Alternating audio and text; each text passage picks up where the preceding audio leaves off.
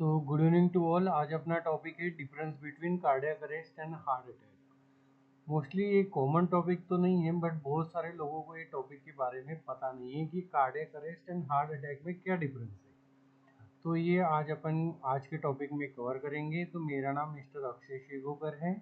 मैं as a nursing manager in education and quality में काम करता हूँ। ठीक है, तो सबसे पहले देखेंगे कि कार्डियक अरेस्ट क्या होता है, देन देखेंगे हार्ट अटैक क्या होता है, देन इसके बाद देखेंगे इसमें डिफरेंस क्या है दोनों में। ठीक है, सबको लगता है कि दोनों एक ही है, बट दोनों है तो एक ही, बट उसका जो एक क्राइटेरिया या कैरेक्टरिस्टिक्स है वो अलग अलग है। तो वो क्या है, तो यही आज के टॉपिक में अपन पढ़ेंगे। तो जो कार्डियक अरेस्ट होता है उसका डेफिनेशन है sudden stop of the heart pumping function. जो हार्ट होता है जिसको पंप करता है ब्लड, मतलब जो हार्ट के मसल्स होते हैं वो पंपिंग करता है, जिसके कारण जो ब्लड फ्लो है वो बढ़ते रहता है। ठीक है, मतलब oxygenated blood to deoxygenated blood flow चढ़ते रहता है या सर्कुलेशन होते रहता है। उस पंपिंग एक्शन या उस पंपिंग फंक्शन को सडन स्टॉप हो जाता है, तुरंत, इमिडिएटली। तो उस सिचुएशन को बोलते हैं कार्डियक अरेस्ट। तो कार्डियक अरेस्ट क्या है, तो sudden stop of the heart pumping function. अचानक जो होता है हार्ट स्टॉप कर देता है, फंक्शन काम करना बंद कर देता है तुरंत। इसका कोई साइन एंड सिम्टम्स नहीं भेजता, तुरंत अचानक हार्ट बंद कर देता है। ठीक है, usually due to abnormal heart rhythm. जो अबनॉर्मल हार्ट रिदम होती है जैसे अरिथमिया लाइक वेंट्रिकुलर फिब्रिलेशन, इस टाइप का कोई अरिथमियाज आता है तो उसके कारण क्या होता है ना, ये कार्डियक अरेस्ट होने के चांसेस रहते हैं।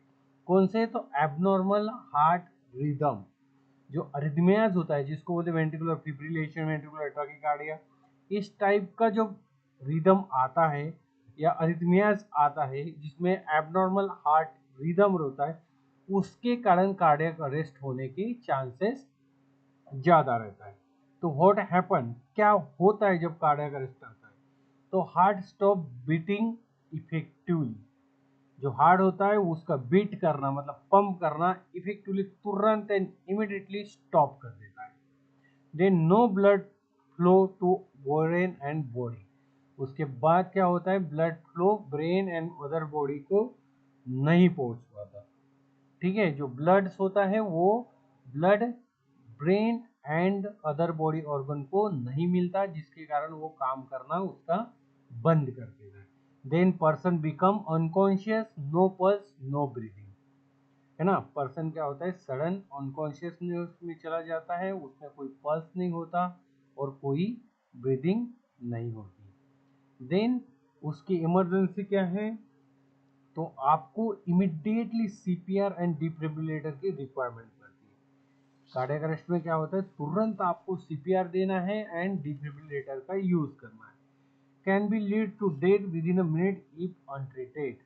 इसका लास्ट ऑप्शन वही आता है जब आप उसको पेशेंट या इस कंडीशन को प्रॉपरली ट्रीट नहीं किया तो विद इन अ मिनट या तुरंत क्या होता है, पेशेंट का डेथ होने के चांसेस रहता है।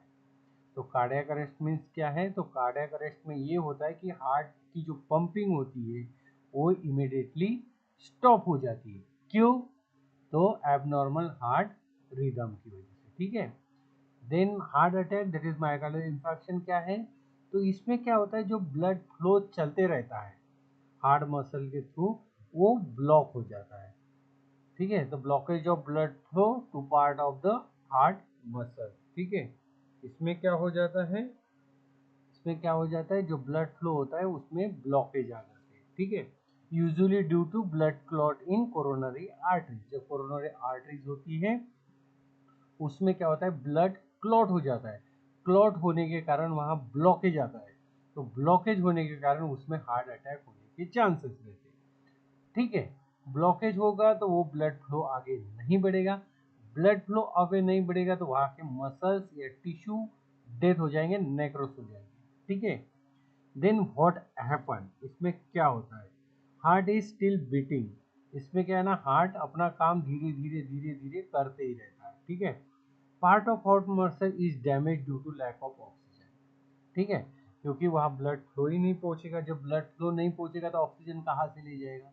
जब ऑक्सीजन ही नहीं ले जाएगा तो वहाँ के मसल्स या ऑर्गन काम नहीं करेंगे, ठीक है। तो क्या होता है कि काम नहीं करेंगे तो वहाँ डैमेज हो जाता है। एंड पर्सन यूजुअली कॉन्शियस, इसमें क्या है, पर्सन कॉन्शियस रहता है, ठीक है। देन आपको इसमें क्या साइन एंड सिम्टम्स देखने को मिलते हैं, तो चेस्ट पेन होता है, ठीक है। देन इसका प्रेशर बढ़ जाता है। Then pain radiating to arm, jaw and back. Pain क्या होता है, यहाँ पे रेडिएटिंग होता है, आर्म से लेके जॉ से लेके बैक तक जाता है, ठीक है।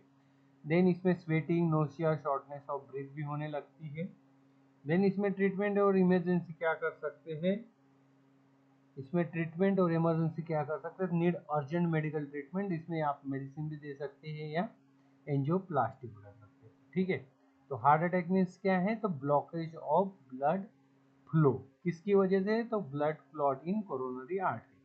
कोरोनरी आर्टरी में क्या होता है ना, ब्लड के क्लॉट फॉर्म हो जाते हैं, उसके कारण वहाँ पे ब्लॉकेज हो जाता है। जब ब्लॉकेज हो जाएगा तो वो क्या होगा, वहाँ नेक्रोस होना चालू हो जाएगा, वहाँ के मसल्स डेथ होने लगेंगे, ठीक है। तो उस कंडीशन को बोलते हैं हार्ट अटैक। इसमें कुछ डिफरेंस है वो अपन समझते हैं। देन कार्डियक अरेस्ट में हार्ट का फंक्शन स्टॉप हो जाता है बीटिंग, बट हार्ट अटैक में स्टिल बीटिंग चलती रहती, ठीक है, कुछ टाइम तक बीटिंग होते रहती है।